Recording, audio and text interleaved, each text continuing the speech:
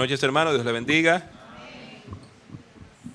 Vamos a ponernos de pie para leer la palabra del Señor. Así que vamos a ir a primera carta del apóstol Pablo a los tesalonicenses. Primera de Tesalonicenses 5, 12 y 14. Primera de Tesalonicenses, capítulo 5, versículos 12 y 14. Que yo leo uno y ustedes leen el otro. Dice así la palabra del Señor. Os rogamos, hermanos, que reconozcáis a los que trabajan entre vosotros y os presiden en el Señor y os amonestan.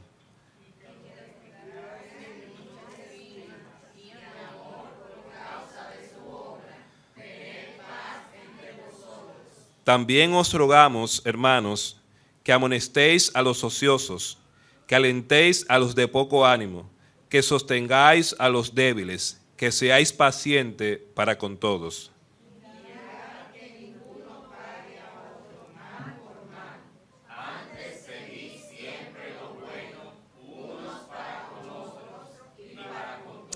Muy bien, vamos a orar para pedir la dirección a nuestro Dios. Señor, te damos muchas gracias por esta hora, gracias por este tiempo, gracias por permitirnos estar aquí. Te rogamos que obres con poder en nuestras vidas en esta hora, Señor, que ministres nuestras necesidades, que hables, Señor, a lo más profundo de nuestro ser y pongas en nosotros el deseo de servirte con todo el fervor que tú mereces, Señor. Gracias por este tiempo. Y obra, oh Dios, con poder. Te lo rogamos en el nombre de Cristo Jesús. Amén. Muy bien, hermanos, en esta noche queremos hablar con el tema una iglesia que se relaciona bien. Y el propósito es que aprendamos a relacionarnos correctamente con los líderes de la iglesia y también con los hermanos en sentido general, a propósito de lo que estamos trabajando los martes, que es liderazgo espiritual. Nosotros sabemos, hermanos, que esta carta, primera de Tesalonicenses, ¿verdad? Para la mayoría de los eruditos, entienden que el apóstol Pablo fue su autor. Y esta carta se caracteriza por un cariño especial que el apóstol Pablo tenía por esa iglesia. Es decir, Pablo tenía un amor tierno, cariñoso por la iglesia en Tesalónica. Fíjese que en primera de Tesalonicenses, capítulo 2, versículo 8, mire cómo el apóstol Pablo se refiere a esta iglesia hablando del gran afecto que él tenía por ella. Dice primera de Tesalonicenses 2, 8, tan grande es nuestro afecto por vosotros. Note la expresión, tan grande es nuestro afecto por vosotros, que hubiéramos querido entregaros no solo el evangelio de Dios, sino también, ¿qué dice el apóstol Pablo? Sino también nuestras propias vidas, porque habéis llegado a sernos, ¿cómo dice el apóstol Pablo? Muy queridos. Es decir, que esta iglesia, para el apóstol Pablo, era una iglesia especial. Él amaba entrañablemente esta iglesia. Él quería con afecto, con amor profundo a esta iglesia. Y pudiéramos decir que esta iglesia era una iglesia modelo. En las escrituras encontramos diferentes tipos de iglesias.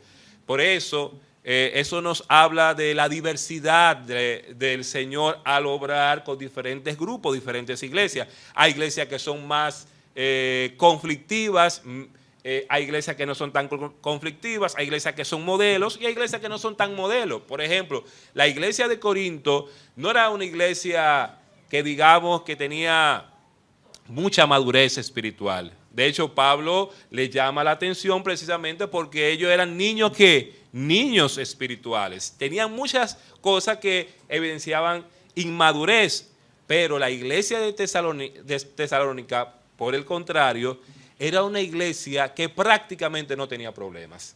Era una iglesia que brillaba por mostrar a Cristo en diferentes cosas que realizaba. Y vamos a ver algunas cosas que evidenciaban que esto era una iglesia modelo. Miren lo que dice el versículo 3 de Primera de Tesalonicenses, para que veamos que esta iglesia era una iglesia trabajadora, era una iglesia amorosa y era una iglesia firme. Versículo 3 de Primera de Tesalonicenses, capítulo 1, dice: acordándonos sin cesar delante del Dios y Padre nuestro de la obra de vuestra fe, del trabajo de ¿qué? De vuestro amor y de vuestra constancia en la esperanza en nuestro Señor Jesucristo. Era una iglesia trabajadora, era una iglesia de fe y era una iglesia amorosa, ¿verdad? Encontramos eso en el texto. Era una iglesia, en ese sentido, era una iglesia modelo. Y fíjese que dice el texto, el trabajo de vuestro amor. ¿Qué es lo que debe impulsar en la iglesia trabajar o hacer algo? El amor por el Señor, el amor por los hermanos. Era una iglesia no solamente trabajadora y amorosa, era una iglesia gozosa, una iglesia alegre, una iglesia feliz. Mira lo que dice el versículo 6, y vosotros vinisteis a ser imitadores de nosotros y del Señor, recibiendo la palabra en medio de gran tribulación, con gozo del Espíritu Santo. ¿Cómo ellos recibieron la palabra de Dios? Con gozo del Espíritu Santo. De tal manera que habéis sido ejemplo a todos los de Macedonia y de Acaya que han creído. Fíjese que el apóstol Pablo está viendo que esta iglesia tenía una situación, tenía tribulación, tenía no solamente tribulación, dice el texto señala que ellos estaban en gran tribulación, pero aún así recibían la palabra del Señor ¿cómo? Con gozo en el Espíritu Santo. Era una iglesia gozosa, era una iglesia alegre, era una iglesia feliz. Por eso, hermanos, nosotros tenemos que entender que la alegría, el gozo, la felicidad en el creyente no depende de las circunstancias, no depende de factores externos, depende del gozo en el Espíritu Santo. Y ese gozo es un gozo interior que se va a reflejar en cualquier circunstancia en la que usted se encuentre. Esta iglesia era una iglesia, además, que tenía compromiso con el evangelismo. Mire el versículo 8. Porque partiendo de vosotros ha sido divulgada, ¿qué? Ha sido divulgada la palabra del Señor, no solo en Macedonia y Acaya, sino también en todo lugar. Vuestra fe en Dios se ha extendido, de modo que nosotros no tenemos necesidad de hablar nada. Es decir, esta iglesia no solamente estaba trabajando, no solamente era amorosa, no solamente tenía fe, no solamente era una iglesia que mostraba gozo, felicidad, era una iglesia que evangelizaba, era una iglesia que compartía el evangelio con otras personas. Y algo muy importante, era una iglesia llena de convertidos. Y decimos eso porque alguno pudiera pensar, pero si es una iglesia, tiene que estar llena de convertidos. Pudiera ser que no, hermano. Pudiera ser una iglesia que no esté llena de convertidos. En una iglesia donde se predica un falso evangelio, lamentablemente, pudieran haber algunos, ¿verdad? Pero hay una enseñanza falsa. Mire lo que dice el versículo 9 y 10. Porque ellos mismos cuentan de nosotros la manera en que nos recibisteis y cómo os convertisteis de los ídolos, ¿a quién? A Dios, para servir al Dios vivo y verdadero. Y esto es importante porque ¿cómo está Pablo reconociendo la conversión? Porque hubo un cambio, porque se notó algo. Y dice el texto que ellos se convirtieron de los ídolos a Dios. Cambiaron su patrón, cambiaron su estilo de vida de tal manera que antes servían a los ídolos. ¿Y qué dice el texto? Ahora sirven al Dios vivo y verdadero. Es decir, que su mente cambió. Ellos reconocieron, ¿verdad?, que lo que ellos hacían anteriormente no era lo correcto, que eso era falso, y se convirtieron al Señor. Esta congregación era un ejemplo vivo de lo que es una iglesia sana. Si la iglesia trabaja, es amorosa, es gozosa, evangeliza, y los que la conforman están convertidos a Cristo, es una iglesia sana. Y eso era una iglesia, ¿verdad?, que Pablo reconocía y mostraba su amor. Sin embargo, hermano, a pesar de que esta iglesia era así, en la parte final de su carta, Pablo le da algunas instrucciones a esta iglesia. Y uno se preguntará, pero una iglesia donde todo está bien, ¿necesita instrucciones? Claro que sí, hermano. ¿Por qué? No quizás porque ellos no estuvieran practicando eso, sino porque ellos tenían que abundar más y más en eso. Por eso, hermanos, cuando nosotros hacemos algo bien para el Señor, nosotros no podemos decir, llegamos hasta ahí, tenemos que seguir abundando en eso y en eso. Mire lo que dice 1 Tesalonicenses 4, versículos 9 y 10, para que veamos que Pablo le da esas recomendaciones finales para que ellos abundaran en eso. 1 Tesalonicenses 4, 9 y 10 dice, pero acerca del amor fraternal, no tenéis necesidad de que os escriba, porque vosotros mismos habéis aprendido de Dios, que os améis, ¿qué? Dice ahí, unos a otros. Dijimos que la iglesia de Tesalónica era una iglesia, ¿qué? Amorosa. Y aquí Pablo está una vez más reconociendo que ellos habían aprendido de Dios a amarse los unos a los otros. Pero fíjese lo que dice el versículo 10.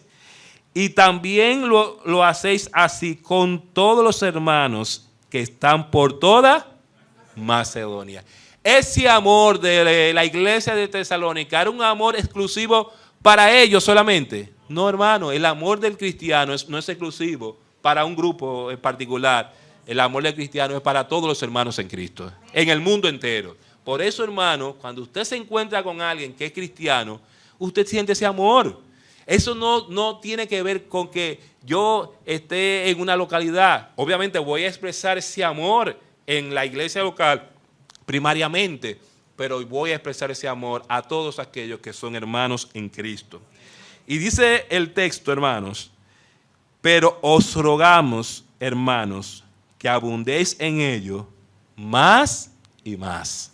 Es decir, yo sé que ustedes saben del amor fraternal, ustedes han aprendido eso del Señor, yo sé que ustedes lo muestran entre ustedes como hermanos y con otros hermanos también, pero sigan abundando en eso más y más. Y por eso Pablo está dando estas recomendaciones finales. Hermanos, en el texto que leímos, la instrucción que el apóstol Pablo da tiene que ver con relaciones interpersonales en la iglesia. En el texto base que nosotros leímos, ahí cuando usted lee el texto, usted se va a dar cuenta que Pablo está hablando de relaciones interpersonales. Y la iglesia como grupo social va a haber tenemos relaciones interpersonales. Hay relación entre los hermanos, hay relación entre las ovejas y el pastor, entre los líderes, hay relaciones interpersonales. Por eso, hermanos, en la iglesia nosotros tenemos que cuidar esas relaciones interpersonales. Tenemos que cuidar que esas relaciones interpersonales estén movidas por el amor, estén movidas por Cristo Jesús. El trato que yo voy a dar al hermano y el trato que el hermano debe darme a mí tiene que estar basado en el amor de Cristo. Ahora, no se circunscribe solamente a los hermanos. Cuando una persona que viene a la iglesia no conoce al Señor, ¿sabe cuál debe ser la carta de presentación? El amor de Cristo. El amor de Cristo que tenemos que profesarle a la persona para que se sientan acogidas, bienvenidas, se sientan alegres, se sientan satisfechas porque están recibiendo el amor que nosotros hemos recibido de Cristo Jesús. Y debe ser así. Hermanos, la iglesia como grupo social tiene la necesidad de relacionarse entre los miembros de su comunidad. Eso supone que en algún momento, como tenemos que relacionarnos, ¿verdad?, va a suceder que un hermano diga que no me cae bien otro hermano. Es decir, puede pasar que como grupo social alguien diga, a mí no me cae bien ese hermano. Ahora, hermanos, esa no debe ser una expresión de un hijo de Dios. Nadie puede decir que el otro me cae mal. No, eso no debe suceder. Eso nosotros lo escuchamos en el mundo impío. Nosotros escuchamos personas que dicen, ese me cae mal, sin conocerlo, sin hablar ni siquiera media palabra y ya le cae mal. ¿Por qué te cae mal? Yo no sé, pero me cae mal. Pero espere conocer a la persona y después te puede decir, tenía una base por la que le cae mal. Pero hay gente así, que no quieren saber del otro, no soportan al otro sin razón alguna. Hay personas que pudieran pensar mira lo que tal hermano o tal hermana hizo. A veces estamos pendientes, mira lo que hizo, mira cómo me trató, mira cómo me saludó. O que surja alguna crítica porque alguien diga expresiones como, ¿y qué es lo que se cree Ismael Vizcaíno? Expresiones así que pueden suceder en la iglesia. ¿Y qué es lo que se cree fulanito? ¿Y qué es lo que se cree? Cosas que no deben suceder. Claro, suceden porque la iglesia es un grupo social y donde hay un grupo de personas se van a dar esas situaciones. ¿O usted no recuerda que el escritor de Santiago dice que de dónde vienen los celos y la contienda entre ustedes? Porque en la iglesia va a suceder eso, va a haber situaciones que van a generar problemas. Esto puede ocurrir, hermano, en la iglesia. Sin embargo, lo que debe primar en la iglesia debe ser la unidad y las buenas relaciones humanas. Quienes tenemos que dar cátedra de buenas relaciones humanas, ¿sabe quiénes somos? No son los que trabajan en las empresas, no los que hablan de talento, gestión del talento humano, no. Quienes tenemos que dar cátedra de buenas relaciones humanas somos los hijos de Dios. Nosotros somos los que tenemos que dar cátedra. Y por eso yo decía, hermanos, en la clase del martes, que aunque nosotros comenzamos esa clase de liderazgo espiritual, la realidad es, hermanos, que la mayoría de los textos que hablan de liderazgo toman los principios de la Biblia para hablar de liderazgo. La mayoría toman los principios de la Biblia para hablar de liderazgo. Claro, la Biblia no es un libro de liderazgo, la Biblia no es un libro de autoayuda, pero toman esos principios de liderazgo y lo aplican a diferentes áreas. Entonces, hermano, vamos a ver 3 actitudes que posee una iglesia que se relaciona bien. 3 actitudes. Primera actitud, hermanos. Una iglesia que se relaciona bien tiene en alta estima a su liderazgo. ¿Me escuchó? Una iglesia que se relaciona bien tiene en alta estima a su liderazgo. Mira lo que dice el versículo 12 y 13 de 1 Tesalonicenses 5. Os rogamos, hermanos, que reconozcáis a los que trabajan, ¿entre quiénes? Entre vosotros, y os presiden en el Señor, y os amonestan, y que los tengáis en mucha estima y amor por causa de su obra. Tened paz entre vosotros. ¿Qué está diciendo dentro de esas recomendaciones finales el apóstol Pablo? Que Dios ha puesto personas en autoridad sobre nosotros a los cuales nosotros le debemos sujeción. Dios ha puesto personas en autoridad sobre nosotros a los cuales nosotros debemos sujeción. Y esta sujeción no tiene que ver con que el líder sea carismático o no, porque ya vimos en la clase del martes que uno de los errores del liderazgo es pensar que el líder es líder porque es un asunto de la personalidad, es un carisma de su personalidad, y no es porque sea un carisma de la personalidad. No es porque me caiga bien o no me caiga bien el líder, no es por eso, porque puede pasar que usted pueda suponer que ese líder me cae mal, pero no es por eso que usted tiene que estar sujeto a ese líder, sino porque ellos están puestos por Dios para ministrar las necesidades de los santos. Todo el que tiene una posición de liderazgo en la iglesia o en cualquier iglesia está para ministrar las necesidades de los santos. No está para enseñorearse de esa persona, sino ministrar sus necesidades. Por lo tanto, hermanos, tenemos que tener en alta estima a su liderazgo. Aquí Pablo presenta 3 razones por las cuales nosotros tenemos que tener en alta estima a los líderes de la iglesia. Primero, el texto dice: os rogamos, hermanos, que reconozcáis a los que trabajan entre vosotros. Y esa expresión es a los que trabajan arduamente entre vosotros. Entonces, en la iglesia, hermanos, hay personas que están trabajando arduamente para el servicio del Señor. Y aunque usted quizás no vea una parte de lo que se hace, están trabajando. ¿Están trabajando para qué? Para que las cosas funcionen. Están trabajando para servir a los hermanos. Están trabajando arduamente. Entonces, ¿qué es lo menos que usted puede hacer? Es tener en alta estima ese liderazgo. Ellos guían a la gente, es decir, ellos ponen el sentido, hermano, en la cabeza de la gente. ¿Quiénes son los que van a tratar de que la gente tenga un rumbo correcto en su vida? Los líderes de la iglesia. El pastor, como líder de la iglesia, va a tratar de que la gente tome una decisión correcta. Que cuando usted está desesperado, ¿usted sabe qué usted hace? Usted llama al pastor o se acerca a un anciano o una anciana de la iglesia y le dice, hermana, hermano, me está pasando esta situación. Y ese líder, si es sabio, si es piadoso, si es eficaz, ¿qué va a hacer? Te va a dar el consejo bíblico, el consejo acertado. Hermano, ¿por qué? Porque te va a ayudar a tomar una buena decisión en tu vida. ¿Y qué más hacen estos líderes? ¿Y por qué tenemos que tenerlo en estima? Porque ellos amonestan a la gente. A veces nosotros pensamos que en la iglesia nadie tiene que decirme nada. En la iglesia nadie tiene que llamarme la atención. Pues hermano, en la iglesia se te puede llamar la atención. Porque el texto lo dice, hermano, mire. No soy yo que lo estoy diciendo. Os rogamos, hermanos, que reconozcáis a los que trabajan entre vosotros y os presiden el Señor. ¿Y qué más dice el texto? Y os amonestan. Si usted ve que el líder o los líderes no lo están amonestando, no le están haciendo el bien. Los líderes tienen que amonestar cuando hay que amonestar. Tienen que ayudarte cuando hay que ayudarte. Porque, hermano, si yo veo que un hermano o una hermana va rumbo al precipicio, a la debacle en su vida, ¿usted cree que yo estoy haciendo bien sabiendo que va rumbo al debacle, quedándome tranquilo? No, hermano. Si yo me quedo de brazos cruzados, yo no estoy ayudando a esa persona. ¿Usted sabe cuándo yo lo ayudo? Cuando yo veo que ese hermano está así, le digo, hermano, mire, tal situación te puede afectar en esto y en esto y en esto. ¿Y cómo tengo que decírselo? En amor, hermano. Con gracia, con misericordia.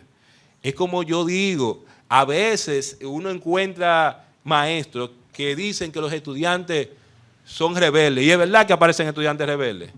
Pero cuando usted es justo y le dice la cosa en amor a los estudiantes, ¿usted sabe qué pasa?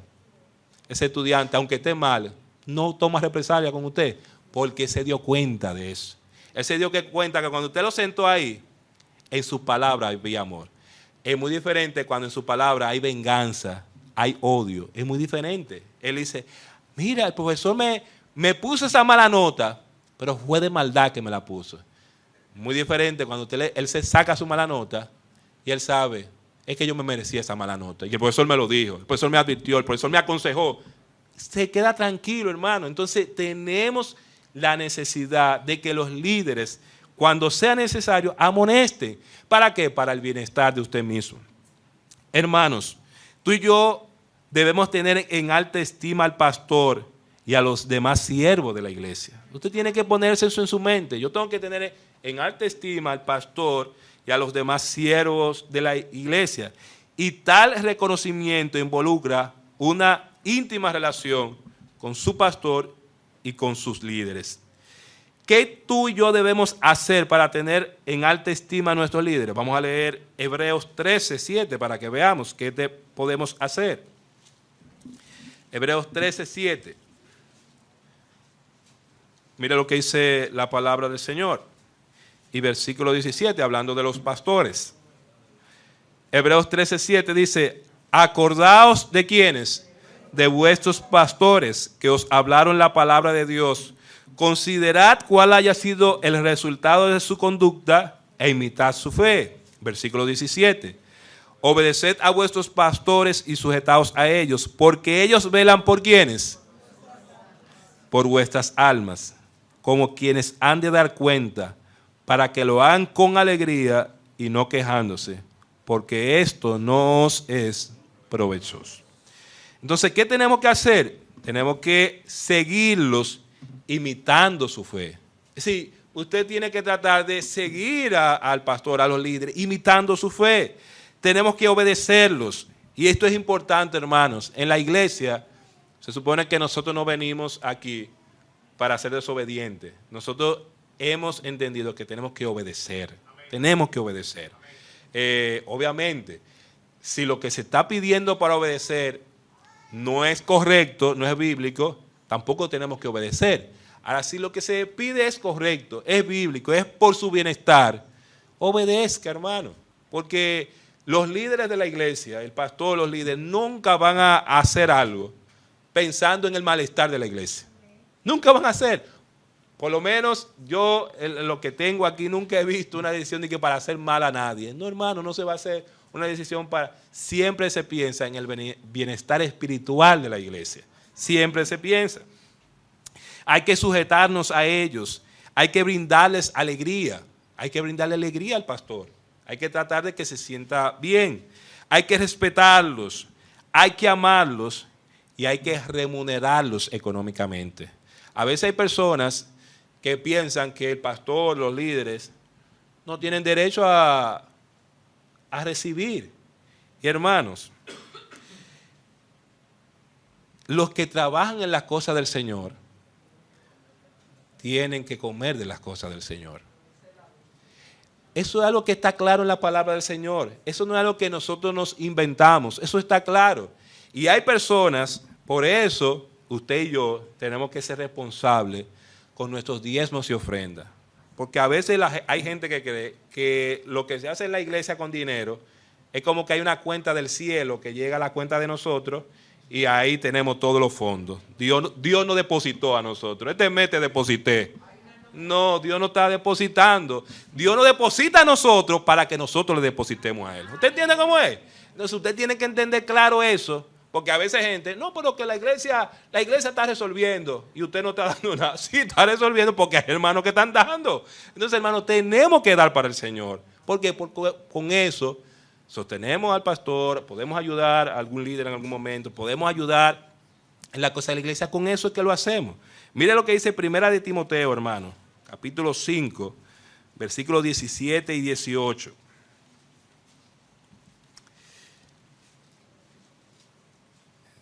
Dice así la palabra del Señor: los ancianos que gobiernan bien sean tenidos por dignos de ¿qué? Dice ahí, de doble honor, mayormente los que trabajan en ¿qué? En predicar y enseñar. Pues la Escritura dice: no pondrás bozal al buey que trilla, y digno es el obrero de ¿qué? Es la Biblia que lo dice. Y ahí usa una expresión importante. La Biblia habla de dignos de doble honor. El honor que se le va a dar, ¿verdad? Como pastor, como ancianos, como dice aquí, pero también económicamente. Y el texto dice, los que trabajan en ¿qué? En predicar y en ¿qué? Y en enseñar. Hay gente que entiende en la iglesia que si el pastor predica y enseña, no está trabajando. No, pero el texto dice que los que trabajan en ¿qué? En predicar y enseñar. Tenemos que preguntarnos, hermanos, ¿estamos contribuyendo a que el servicio que realiza el pastor y los líderes de la iglesia sea hecho con alegría? ¿Usted está contribuyendo con eso? Que lo que los líderes hacen, el pastor hace, lo hagan con alegría. ¿O usted, cuando se acerca al líder, usted se acerca a reclamarle de mala manera? Usted se acerca están trabajando con los jóvenes, el líder es joven, y en vez de usted animar al líder joven, usted lo que hace es que lo disminuye. ¿Usted me entiende? No, hermanos. Están trabajando con sus hijos en la escuela dominical. En vez de usted apoyar a esos maestros, usted viene y dice una expresión. Y eso es lo que ustedes hacen en esta clase. ¿Usted entiende, hermano? No, hermano. Tenemos que tratar de que ellos hagan eso con alegría.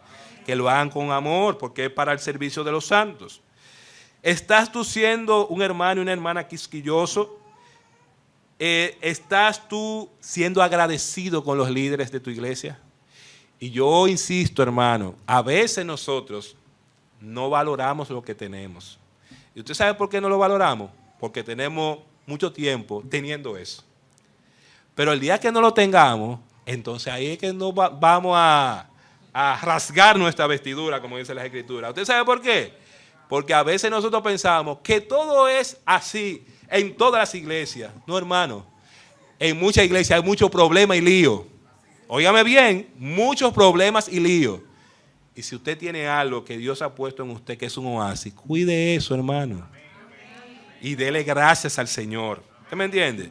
Porque hay realidades que quizá usted no la conoce porque no ha estado ahí, pero nosotros sabemos de realidades, de problemas, situaciones como que son. Y por la gracia de Dios no es así aquí.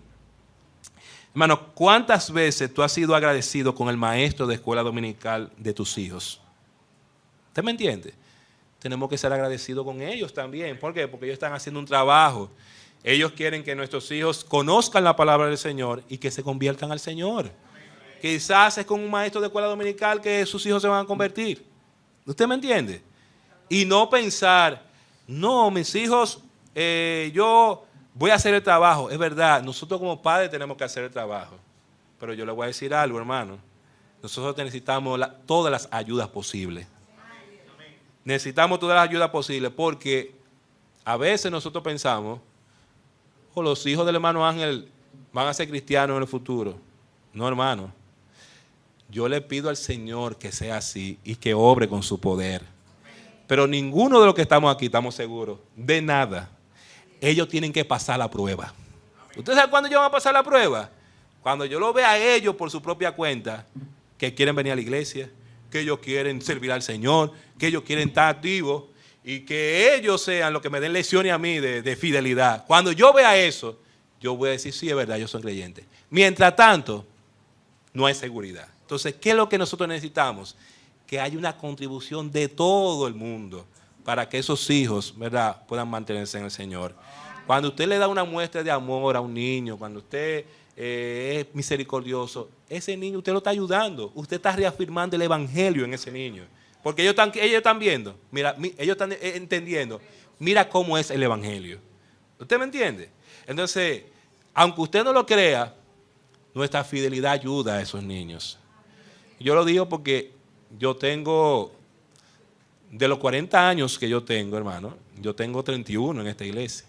Y yo he visto al hermano Domingo en su fidelidad todo el tiempo. Desde pequeño yo lo he visto. Yo no he visto a Domingo para acá, para allá. Yo no lo he visto. Yo he visto a Domingo ahí. Y a muchos hermanos aquí de la iglesia, puedo hablar, y trabajando. Y aunque usted no lo crea, eso un niño lo ve y lo asimila. A Pedro yo lo tengo viendo ¿desde cuándo? Desde que Pedro era muchachito. Peleo mucho con él a veces, pero eso es parte, ¿usted me entiende? Y yo sé que él va a ver personas en la iglesia, él va a ver modelos en la iglesia y nosotros tenemos que ser esos modelos para los niños. Tenemos que tratar de ser esos modelos.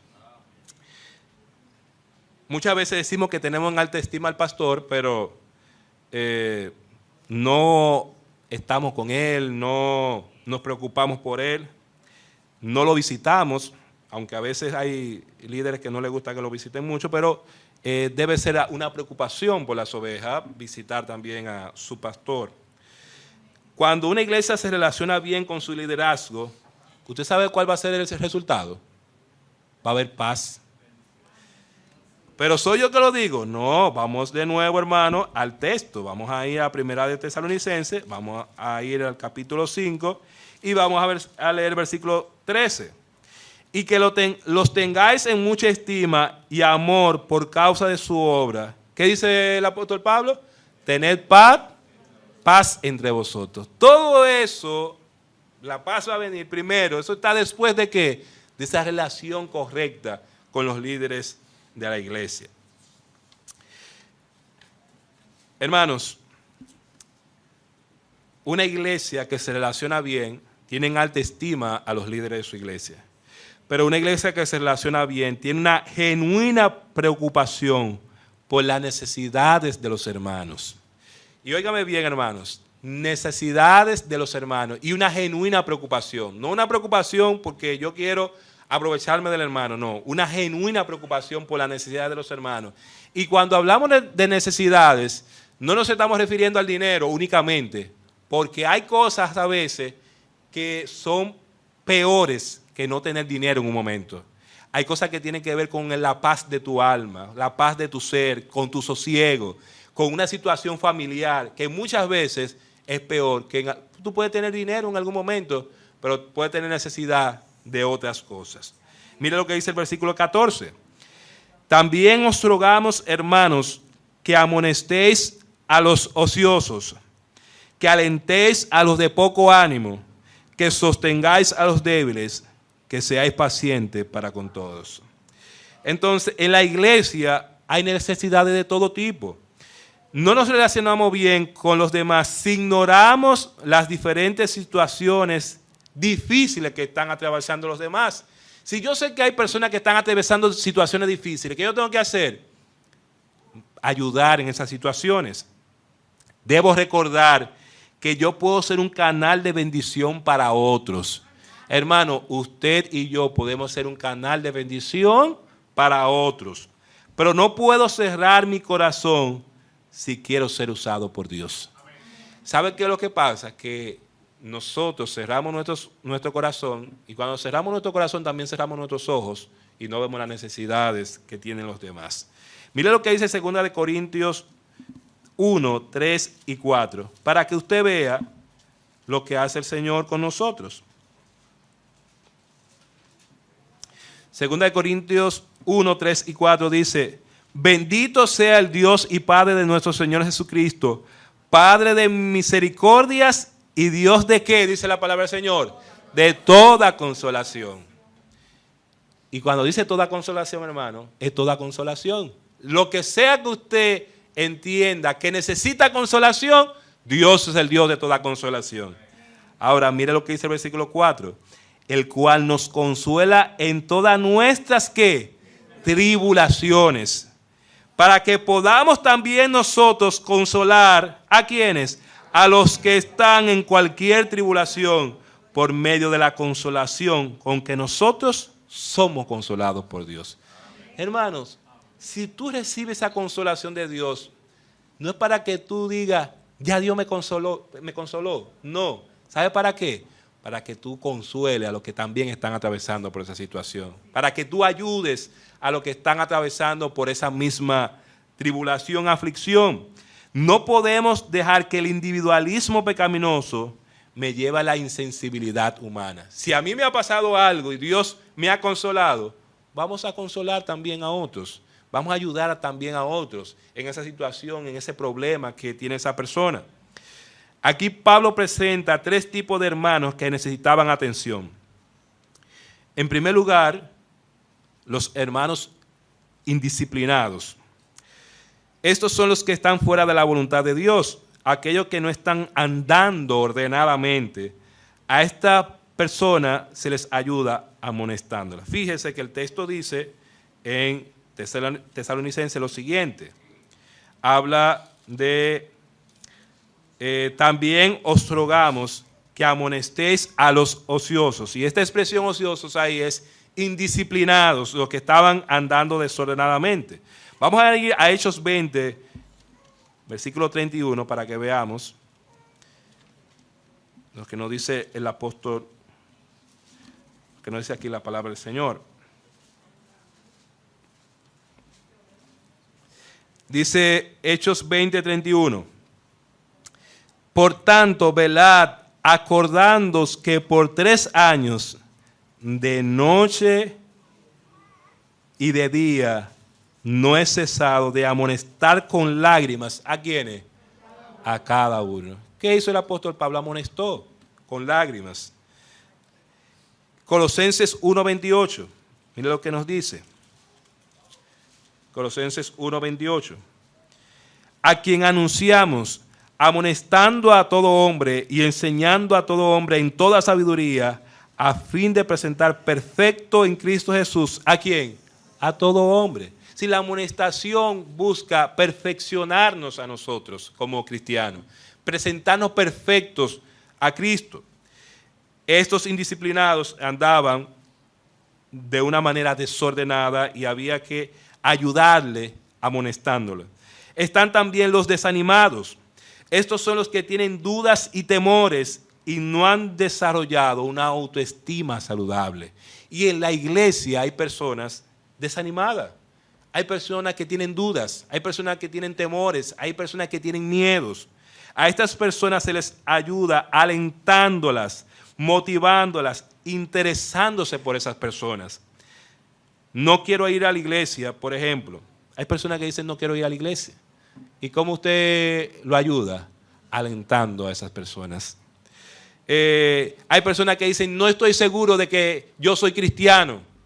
Satanás pone una duda, no sabe si son cristianos. ¿Qué usted hace? Alienta a esas personas, les ayuda para que ellas sigan adelante. Hay personas que se abruman y dicen, mira cuántos problemas yo tengo. De hecho, hay personas que dicen, a mí nadie me quiere. Y en la iglesia de Dios, eso no puede suceder. En la iglesia debe primar el amor fraternal, el amor los unos. Nadie puede decir en la iglesia que nadie lo quiere. No, por eso hay que dar un abrazo afectuoso, hay que ser cercano a las personas. Vamos a leer lo que dice Isaías, capítulo 35, versículos 3 y 4. Isaías 35, versículos 3 y 4 dice lo siguiente. Fortaleced las manos cansadas, afirmad las rodillas endebles, decid a los de corazón apocado, en otras palabras, a los desanimados, esforzaos, no temáis, he aquí que vuestro Dios viene con retribución, con pago, Dios mismo vendrá y os salvará. ¿Qué hace Dios, hermano? Nos anima también. Entonces nosotros tenemos que animar, alentar a las personas que están desanimadas. Y tenemos que ayudar a los débiles. Por eso el texto dice, también os rogamos, hermanos, que amonestéis a los ociosos, que alentéis a los de poco ánimo, que sostengáis a los débiles. Entonces, ¿qué tenemos que hacer con los débiles? Tenemos que sostenerlos. Estos son los que carecen de fortaleza espiritual y moral. Tienden a caer en la tentación con facilidad. Si usted ve que hay un hermano así, ¿usted cree que usted lo ayuda juzgando a ese hermano? ¿Con el dedo acusador? No, hermano, usted no ayuda con eso. Usted tiene que sostener a ese hermano, a esa hermana. ¿Por qué? Porque tiene una debilidad. Y la Biblia muestra que en la iglesia van a haber personas ociosas, desanimadas y personas débiles. ¿Y qué yo tengo que hacer como creyente maduro? Ayudar a estos que son débiles.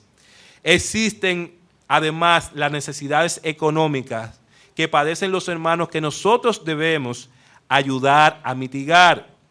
Mitigar las necesidades de los demás es un privilegio. Una iglesia que se relaciona bien no se tapa los ojos, hermanos. Considera las necesidades espirituales y materiales de la iglesia y sabe qué hace y suple esas necesidades. Entonces nosotros no podemos taparnos los ojos como iglesia. Nosotros tenemos que abrir nuestro corazón y abrir también nuestros ojos. En tercer y último lugar, hermanos, una iglesia que se relaciona bien entiende que en la iglesia van a haber necesidades particulares, singulares, pero entiende también que debe darse un trato igual a todos los demás. Es decir, que una iglesia que se relaciona bien tiene una misma actitud para con todos. Mire lo que dice el versículo 14, la última parte.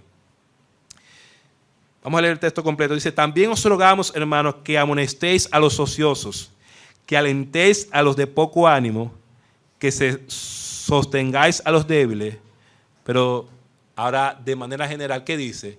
Que seáis pacientes. ¿Para quiénes? Para con todos. Entonces, nosotros como iglesia que se relaciona bien, tenemos que ser pacientes con todos en la iglesia. Usted se preguntará, pero que esa persona es difícil. Tenemos que ser pacientes con esa persona. Y tenemos que entender que de la misma manera que usted es paciente con otro, hay otros que son pacientes con usted, hermano. Porque el problema es que nosotros siempre vemos el lado de para allá. Pero y cuando eres tú que te toca, hay que ser paciente contigo también. Tú tienes que ser paciente con los otros, pero contigo también va a ser paciente. Porque pensamos que los únicos que somos buenos somos nosotros. Y que no hay problema con nosotros. No, hermano. Somos seres humanos y van a haber situaciones de ambos lados. Algunas cosas tú vas a tener que soportarme de mí y algunas cosas yo tendré que soportarte de mí. Eso pasa en el matrimonio. Si en el matrimonio no se soportan mutuamente, entonces hay situación. No, que yo no tengo que soportarle nada a nadie. Lo que pasa es que a ti te soportan muchas cosas y tú tienes que soportar también para que marche bien el matrimonio. Pablo ahora nos dice cuál debe ser la actitud que se debe mostrar con todo el mundo. Vamos a leer Efesios capítulo 4, versículo 32. Dice así la palabra del Señor. Antes sed benignos unos con otros, misericordiosos, perdonándonos unos a otros, como Dios también os perdonó a vosotros en Cristo. Entonces, fíjese, hermano, que el texto no dice, sé tu paciente, no. Dice ahí, sed benignos, ¿cómo? Dice ahí, unos con otros. Yo voy a ser benigno contigo, mi hermano, pero ¿qué tú tienes que hacer conmigo? Benigno también. Dice el texto, perdón, misericordiosos. No solamente yo debo ser misericordioso, tú tienes que mostrarme misericordia a mí también. No solamente yo quiero que me perdonen, yo también tengo que perdonar a los otros. Yo te voy a perdonar y tú me vas a perdonar. ¿Por qué? Porque va a haber cosas que yo voy a hacer que te va a herir a ti, pero va a haber cosas que tú vas a hacer que me van a herir a mí. Entonces tenemos que perdonarnos unos a los otros. Como dice ahí, como Cristo nos perdonó. Hermanos, debemos ser pacientes. Esta expresión aquí es longánimes. La longanimidad es aquella cualidad de dominio propio frente a la provocación y que no toma represalia ni castigo con celeridad. Frente a esa provocación que usted tiene que tener, dominio propio. Usted no puede decir, me provocaron y me salí de control. No, hermano, tenemos que ser longánimes. Tenemos que ser pacientes. Tenemos que soportar, aguantar y no tomar represalia ni castigo. Porque si usted toma represalia y castigo, ¿sabe qué va a pasar? Usted no está actuando con misericordia ni perdón. Usted está actuando en venganza. Y se supone que nosotros como hijos de Dios no podemos vengarnos. No podemos tomar la venganza. La actitud incorrecta es, y yo he oído personas que dicen, yo no le aguanto nada a nadie. Yo he oído gente que dice así, que no le aguanta nada a nadie. Pero usted sabe por qué yo tengo una tesis. Y es que todos los que somos ñoños en muchas cosas, ¿usted sabe por qué somos ñoños? Porque vivimos de este lado del mundo y vivimos en un país como el que vivimos. Pero si tuviéramos una situación de guerra complicada, que tenemos que estar cruzando de una ciudad a otra, que tenemos que estar huyendo, ¿usted sabe qué? Usted se comiera lo que apareciera. Usted no estaría con una ñoñería de que hace calor. Si usted tiene que meterse debajo de una rama y el calorazo matándose, ¿usted sabe qué usted hace? Se mete en el calorazo porque usted quiere preservar su vida. Usted no estaría en que usted no le aguanta a nadie, usted aguantaría cosas para salvar su vida. ¿Usted sabe por qué pasa eso? Porque vivimos de este lado del mundo y estamos muy bien y tranquilos.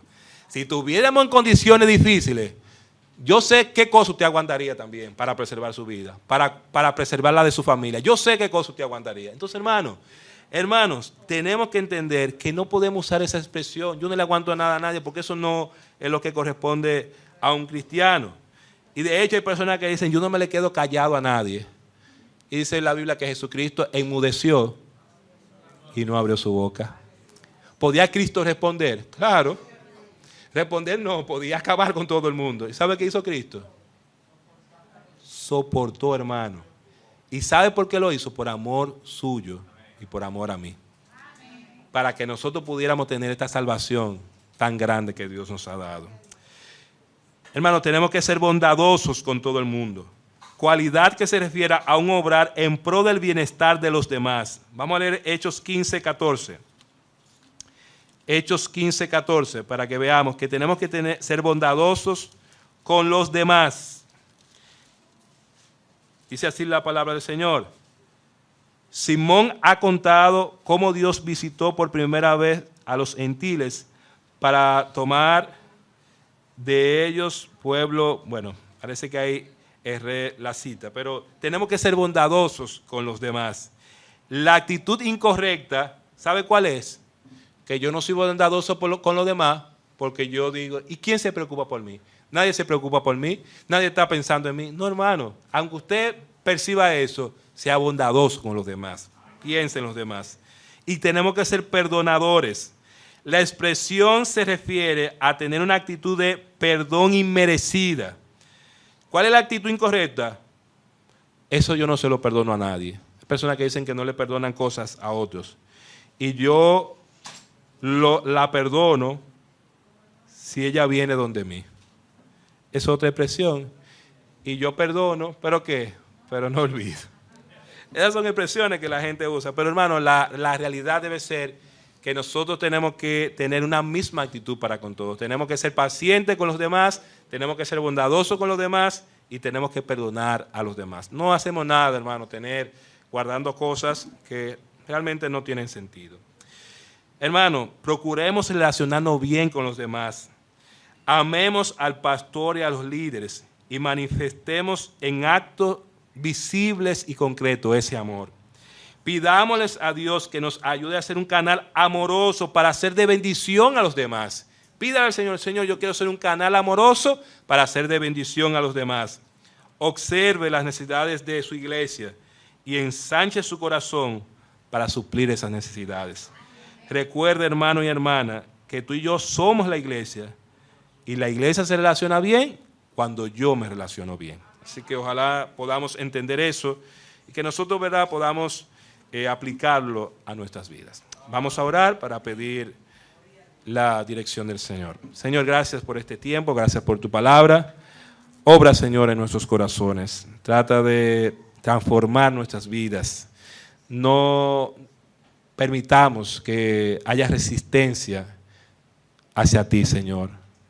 Si tú hablas a nuestras vidas, si tú dejas verdad en nuestra vida, ayúdanos, Señor, a que el Espíritu Santo pueda ir obrando para que haya transformación genuina y verdadera, Señor. Gracias por cada hermano. Trae bendición que sobreabunde sobre cada uno de ellos. Y permite, Señor, que cada día más nosotros podamos abundar en todas aquellas cosas que son buenas y hacen que nos relacionemos bien con los demás. Bendice a tu pueblo y permite, Señor, que podamos tener una buena noche y podamos comenzar nuestras labores con el ánimo y la pasión que tú necesitas, Señor. Gracias. En el nombre de Cristo Jesús. Amén. Dios le bendiga, hermanos.